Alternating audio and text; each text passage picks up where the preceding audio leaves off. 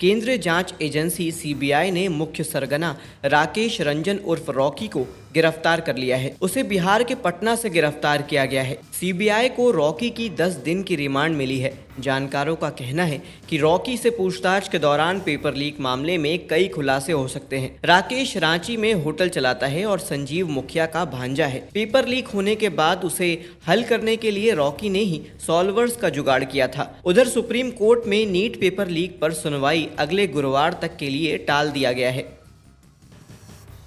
संयुक्त किसान मोर्चा यानी कि एसकेएम अपना आंदोलन फिर से शुरू करेगा। न्यूनतम समर्थन मूल्य और लोन माफी सहित कई मांगों को लेकर किसान अपना विरोध तेज करेंगे। संगठन ने आरोप लगाया है कि सरकार किसानों की मांग पर ध्यान नहीं दे रही है। एसकेएम नेताओं ने इस सिलसिले में प्रधानमंत्री से मिलने का फैसला भी किया है और जल्द ही वो उनसे समय मांगेंगे। किसान नेताओं ने कहा है कि वह संसद में विपक्ष के नेता राहुल गांधी से मिलकर अपनी बाकी मांगों के लिए चार्टर पेश करेंगे।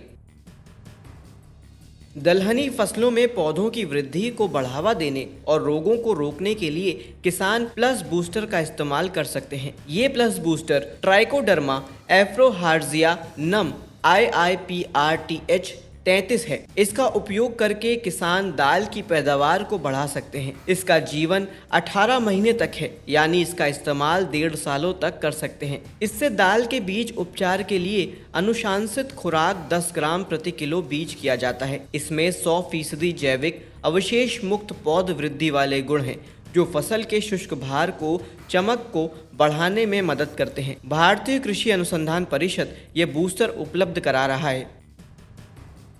पॉल्यूशन सर्टिफिकेट के लिए अब आपको दिल्ली एनसीआर में 80 से 140 रुपए तक खर्च करने पड़ेंगे। करीब 13 साल बाद हुई इस बढ़ोतरी में पेट्रोल, सीएनजी या एलपीजी वाले 2 पहिया और 3 पहिया गाड़ियों के लिए 80 रुपए तय किए गए हैं। पेट्रोल, सीएनजी या एलपीजी वाले 4 पहिया और उससे ऊपर की गाड़ियों के लिए 110 रुपए तय किया गया है। डीजल से चलने वाली गाड़ियों के लिए प्रदूषण जाँच दर 140 रुपए की गई है।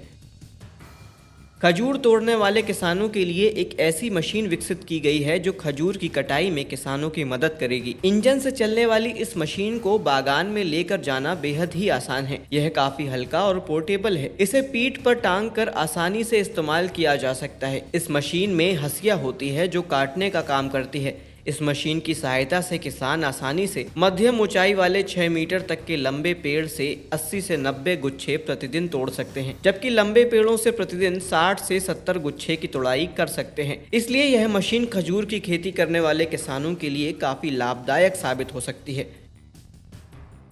यूपी में बारिश का सिलसिला जारी है। मौसम विभाग ने कई जिलों में तेज बारिश का अलर्ट जारी किया है। गोरखपुर, कुशीनगर, महाराजगंज, सिद्धार्थनगर, गोंडा और बलरामपुर में भारी बारिश की आशंका जताई है। पश्चिमी उत्तर प्रदेश में अनेक स्थान पर गरज चमक के साथ बारिश हो सकती है। यूपी के 8 जिलों में भारी बारिश, आंधी और वज्रपात का अलर्ट जारी किया गया है। इन जिलों में खीरी, बलरामपुर, सिद्धार्थनगर, महाराजगंज, कुशीनगर, देवरिया, गोरखपुर और संत कबीर नगर शामिल हैं।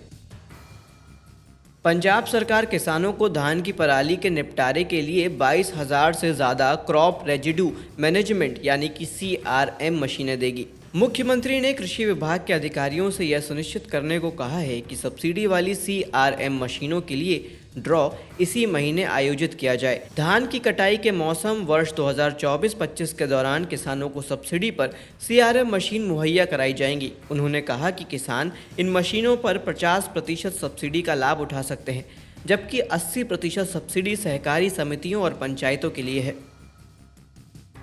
अब झारखंड के किसान सेब की खेती भी कर सकेंगे। रांची के बिरसा एग्रीकल्चर यूनिवर्सिटी में सेब की खेती को लेकर किए गए पायलट एक्सपेरिमेंट के बाद वैज्ञानिकों ने इसे सफल बताया है। यह सफलता उन किसानों के लिए खुशखबरी है जो राज्य में व्यावसायिक तौर पर सेब की खेती करना चाहते हैं। इस प्रयोग से जुड़े वैज्ञानिकों ने बताया है कि रांची में सेब की खेती के लिए जलवायु और मिट्टी अनुकूल है।